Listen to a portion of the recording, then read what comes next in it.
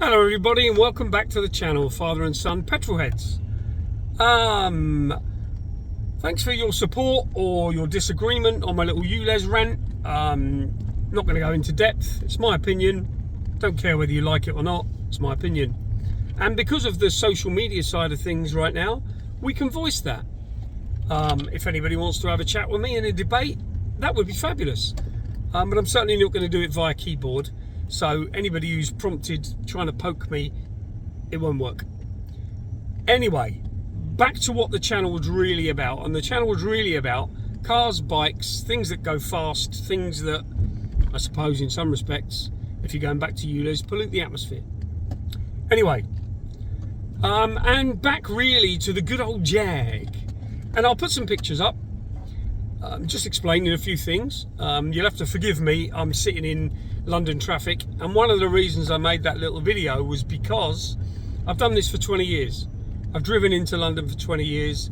I've used a motorbike, I've used public transport, whatever manner really to get in other than a helicopter, and I used to work near Battersea Heliport, so ironically I probably could have done. Anyway, none the more for that, back to the Jag. So I had the Jag since February, which is what, 9 months, and was shocked to find that I've done almost 10,000 miles in it. If you want to be precise, right now it's 9,970 miles. Car's on 164,343 miles currently, and for the last month it's been pressed into service every day into London for personal reasons, which have meant that I've had no choice. It's fabulous. I love it. It's the most comfortable thing I've ever driven, I think. Have I repaired any of the issues, track rods, etc.? They're not dangerous. They're certainly not worn, but all the rubbers are split. Have I done that? No, I haven't. There's a couple of bushes that definitely need changing on the front, and it still feels a bit wishy-washy. Have I changed them? No, I haven't. Because the whole point of buying this car at the beginning was, can you buy a Jag cheap, or is it a cheap Jag? So I paid £2,000 for the car. I discount things like brakes and tyres, because brakes and tyres are a consumable. Any vehicle needs them. And anybody who, unless it's a constant brake change, so you're putting discs on it every 2,000 miles or something, they're just a thing that you need to change. The videos are never going to be a tutorial, because you've probably got a better way of doing them than certainly myself or my son have. But we will put the odd technical bit on there now and again. In the ownership that I've had the Jag, it's currently running at 25.6 to the gallon. And that's bearing in mind that for the last month, I've sat in London traffic every evening at 5 o'clock going home. And we could go back to ULEZ, but we won't. So, have I fixed any of the other problems? The saggy headlining? No, I haven't. Does it change the way it drives? No, it doesn't. It's eaten tyres. I've had some very unlucky mishaps with tyres, including 2 punctures with items that went through the tyres that were bigger than 6mm in diameter. So I couldn't even plug them. What's gone wrong? It's had a couple of hissy fits, I'll be perfectly honest. One, and I'll put the little video up, of the dashboard lit up like a Christmas tree. DSC failing, park brake fail, engine failure, EML light came up. Anyway, I managed to limp it home. I parked it, I turned it off. I was planning the next day on coming out, plugging it into the OBD and seeing what was wrong, and the management light had gone out, and it hasn't done it in the last 3 or 4 weeks. And having said that, now it probably will on my way home. Other than that, so far, obviously there's the fuel thing. And if you're using a car like this every day into and out of London, and with all the associated, I don't know what the average speed is in London, 9 miles an hour, don't get me started on the congestion thing, get rid of bus lanes, we'll be able to fix them, be able to fix the congestion a little bit. Anyway, the fuel is always going to be heavy, and it is heavy, it's as simple as that. The rest of the car, tyres are about 140 quid. It's had a service when I first got it. It's had a gearbox service. It's still a little bit hunty, up and downy. It's not quite sure what it wants to do. But once it's in top and it's ticking over at 2,000 revs at 70 miles an hour on the motorway, it's a dream.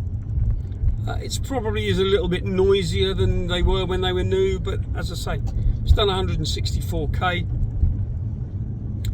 Other things to report: the parking sensors still don't work, got a complete mind of their own. You learn how to park it. The bodywork's not the best, we know that. I'll put some pictures up, as I say. And I'd really like probably some people to comment. I'd love people to like and subscribe. I'd like to do more with the channel. I'd like to do more with the Jag and with the other cars that I've got, the little Morris Minor.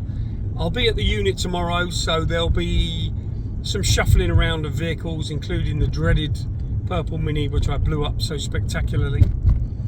But for now, let's talk about the Jag, and let's talk about the fact that there's not a lot to talk about. So I guess that doesn't make for a great YouTube channel, and I'm certainly not going to go into too much more depth. As I say, I'll put some pictures up of it, and other than the little hissy fit that it's had in the last 9 months, it's, touch wood, is it wood? Don't know. Anyway, other than that, it's been okay. It's not the last word in sports car. It's a 3.6, so it's not the quickest. I've seriously been looking at XJRs, cheap XJRs, but from Jack at number 27, that may be a step too far. And so far, this has been pretty reliable. I shouldn't have said that, because now it won't be the moment I get home. But anyway, I'm just about to hit the motorway. I'm going to be able to turn my phone off, and I will put some pictures up, and I will chop and change and may edit the video. There's a very slight hunt there, which you probably can't pick up, but it's just on the point of where it wants to change gear, probably from 4th to 5th, I would guess, and it hesitates and isn't quite sure where it is. As I say, it's had a gearbox service, it's had a gearbox change, had the filters changed, but it hasn't entirely cured the problem. So yeah, I'll just give it a little bootful to get it into the outside lane, get it up to 70 miles an hour, and we'll rock home. And I'll put some pictures up. I'd love people's thoughts on their XJs. X350, this one, like the older one, but don't like the rust issues. This one, touch wood, doesn't have any rust issues because it's aluminium, as you all know. Anyway, give us a like, give us a share, give us a subscribe, and hopefully you support what we're trying to do, which is have a bit of fun. Father and son, not very often son, but I'll get him on camera tomorrow night. And yeah, speak to you soon. Thanks ever so much for watching. Take care. Is it a cheap Jag? So far, touch wood, yes it is. Thanks again.